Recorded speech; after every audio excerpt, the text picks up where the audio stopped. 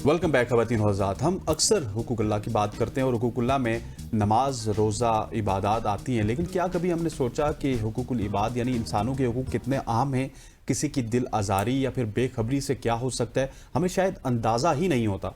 हुमैरा असगर का जो वाक़या है ये इसी गफलत की एक दर्दनाक मिसाल है। एक बासलाहियत अदाकारा जो ज़िंदगी से खामोश होके खामोशी से रुखसत कर गई और किसी को खबर तक ना हुई। क्या हम इतने बेहिस हो सकते हैं कि चुपके से एक दरवाज़ा बंद होने पर कोई दरवाज़ा खटखटाने वाला नहीं है? ये वक्त है खुद से सवाल करने का कि क्या हम वाकई अपने इर्द गिर्द के इंसानों का हक अदा कर रहे हैं या नहीं। एग्जैक्टली और इसी पर इस्लामिक पॉइंट ऑफ व्यू लेने के लिए हमारे साथ मौजूद है मुफ्ती रियासत हुसैन शाह साहब। सर बहुत शुक्रिया आपके वक्त के लिए। सबसे पहले मुफ्ती साहब मुझे ये बताएं कि हम अहमियत पर बात कर लेना, इसकी तो शायद अब ज़रूरी हो गया है कि दीन इस्लाम में क्या अहमियत है हुकूक इबाद की। अल्हम्दुलिल्लाह वस्सलातु वस्सलामु अला रसूलिल्लाह, अम्मा बाद। हमारे यहाँ आमतौर पर जैसे आपने भी जिक्र किया कि नमाज रोज़े को ही इबादत समझा जाता है, लेकिन दीन इस्लाम दो चीज़ों से मुरक्कब है। दो चीज़ें इसमें, एक हुकूकुल्लाह हैं और दूसरी हुकूकुल इबाद हैं। अल्लाह के हुकूक और अल्लाह के बंदों के हुकूक, बल्कि बंदों में भी आप ये कह लें कि अल्लाह की मखलूक के हुकूक, क्योंकि ये सिर्फ इंसानों के ही हुकूक नहीं है। इंसान पे तो अल्लाह ताला की तमाम मखलूक़ात के मुख्तलिफ हुकूक हैं कि उनको अल्लाह ताला ने जो तहफ़्फ़ुज़ दिया है वो उन्हें फराहम किया जाए।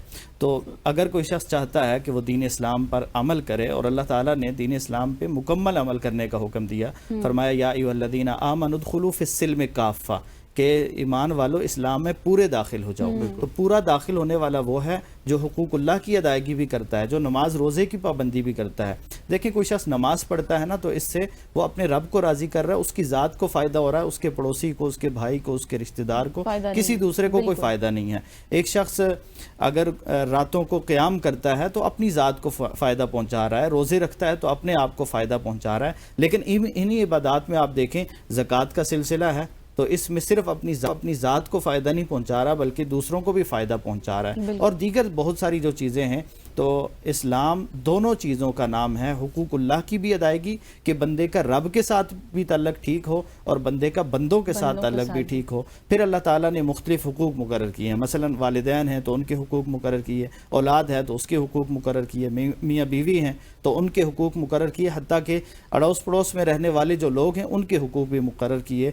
और पड़ोसियों के हुकूक के हवाले से तो अल्लाह के रसूल सल्लल्लाहु अलैहि वसल्लम ने यहाँ तक फरमाया कि जिब्राईल अलैहिस्सलाम मुझे बार बार पड़ोसियों के साथ उसने सलूक की वसीयत करते रहे, यहाँ तक कि मुझे ये खदशा हुआ कि कहीं जिब्राईल ये पैगाम ना दे दें कि इनको वरासत में भी शरीक करो, क्योंकि वरासत में शरीक तो इंसान के खूनी रिश्तेदार होते हैं। तो पड़ोसियों को इतनी अहमियत दी गई इस्लाम में कि उन्हें बार बार समझाया गया और बताया गया अल्लाह के रसूल को जिब्राईल अलैहिस्सलाम की तरफ से कि अल्लाह के रसूल कहते हैं मुझे खदशा हुआ कि कहीं वो माल में वरासत का हुक्म न दे दिया जाए। और फिर इसी तरह अल्लाह के रसूल सल्लल्लाहु अलैहि वसल्लम ने ये भी फरमाया मन कान युमिनु बिल्लाहि वल यौमिल आखिर फलयुक्रिम ज़ैफ़हु, कि जो अल्लाह पर और आखिरत के दिन पर ईमान रखता है, यकीन रखता है, तो वो अपने पड़ोसी का इकराम करे, उसकी इज़्ज़त करे, उसके हुकूक को अदा करे। हत्ता कि घर में खाने पकते हैं और मुख्तलिफ डिशेज़ हम पकाते हैं तो अल्लाह के रसूल सल्लल्लाहु अलैहि वसल्लम ने यहाँ तक भी फरमाया कि अगर तुम कभी गोश्त पकाते हो तो उसमें ज़रा शोरबा ज़्यादा कर लो और अपने पड़ोसी का ख्याल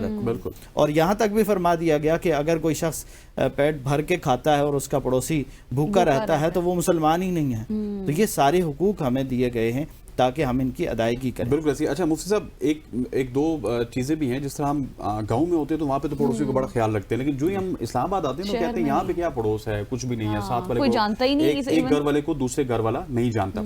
अभी जो हालिया हुमैरा असगर का केस हुआ, इसमें इसके हम तो ड्रामा इंडस्ट्री के ऊपर कहते हैं ना कि इंडस्ट्री बड़ी ख़राब है, वो अब आयशा जी के साथ क्या हुआ, हुमैरा के साथ क्या हुआ, वालदेन उन्होंने लाताल्लुकी कर दी, हमसायों ने लाताल्लुकी कर दी, किसी ने 6 महीने तक पूछा नहीं है। तो ये सारी चीज़ें तो यहीं पे आती हैं। बिल्कुल ऐसी ही है। गांव में आमतौर पर ये होता है कि पड़ोसी एक दूसरे के रिश्तेदार होते हैं, खुशी गमी में शरीक होते हैं, उन्हें एक दूसरे का एहसास भी होता है। अगरचे बहुत सारी लड़ाइयाँ झगड़े भी होते हैं लेकिन एहसास भी होता है। लेकिन जब शहरों में लोग चले जाते हैं तो हर एक अपनी ज़िंदगी जी रहा होता है, किसी को किसी के साथ कोई ताल्लुक नहीं है, वास्ता नहीं है।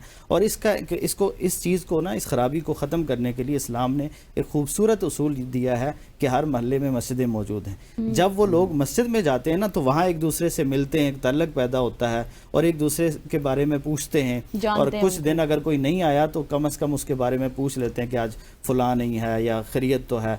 تو یہ مسجد لوگوں کو ملانے کا ایک ذریعہ ہے. جب ہم مساجد سے دور ہوئے تو نتیجہ یہ نکلا ہے کہ آج ہم پڑوس میں رہتے ہوئے دیواریں ایک ہیں اکٹھی ہیں لیکن پھر بھی ایک دوسرے کی خوشی غمی کا پتہ نہیں ہوتا.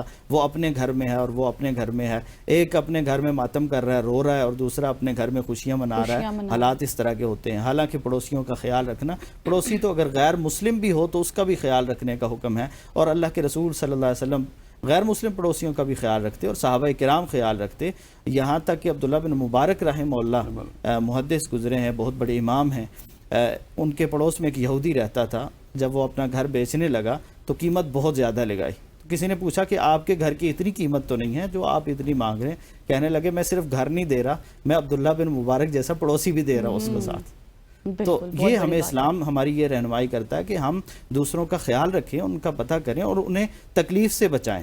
یہ نہیں ہے کہ ہم اپنے گھر کی صفائی کر کے کوڑا سارا دوسرے کے گھر کے آگے ڈھیر کر دیں, اپنے گھر سے کچرا نکالیں تو ان کے گھر کے آگے, یا پھر ان کے ہاں کوئی مسئلہ ہے, پریشانی ہو رہی ہے, کوئی پریشانی ہے, کوئی غم کی کیفیت ہے, اور ہم ساتھ والے گھر میں ڈھول بجا رہے ہیں اور ہم اپنی خوشیاں منا رہے ہیں, تو پڑوسیوں کی خوشی اور غم یہ جس کو کہتے ہیں نا سانجھے ہوتے ہیں, تو یہ ایک جیسے ہوتے ہیں. ان کے ایک دوسروں کا خیال رکھنا, بچوں کا خیال رکھنا, بڑوں کا ایک دوسروں کا خیال رکھنا, کبھی کسی کے گھر میں کوئی ضرورت ہے. آپ دیکھیں پرانے وقتوں میں کتنا پیارا ماحول ہوا کرتا تھا کہ اگر کسی کے گھر میں کوئی چیز ختم ہو گئی ہے تو وہ دوسرے کے گھر سے منگوا لیتا تھا, پھر اسی کے گھر بھیج دیتا تھا. کوئی خوشی کا موقع ہوتا تو سب سے پہلے اپنے پڑوسیوں کو شریک کیا جاتا تھا. لیکن آج ہم پڑوسیوں کو بالکل بھول بیٹھے. ہم سمجھتے ہیں ان کی اپنی زندگی, اور وہ بھی سمجھ رہے ہوتے ہیں کہ ہم تو اپنے گھر میں, ہمیں کون پوچھنے والا. بالکل ایسے. مفتی صاحب آپ جب بھی آتے ہیں آپ سے گفتگو کر کے اچھا لگتا ہے. بہت بہت شکریہ آپ نے ہمیں جوائن کیا.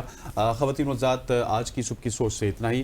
مجھے غزل کو اور ہماری پوری پروڈکشن ٹیم کو منڈے تک کی بات. آج کی صبح کی سوچ سے اتنا ہی. مجھے غزل کو انشاءاللہ منڈے کو آپ سے پھر ملاقات ہوگی. تب تک کے لیے اللہ حافظ. اللہ حافظ.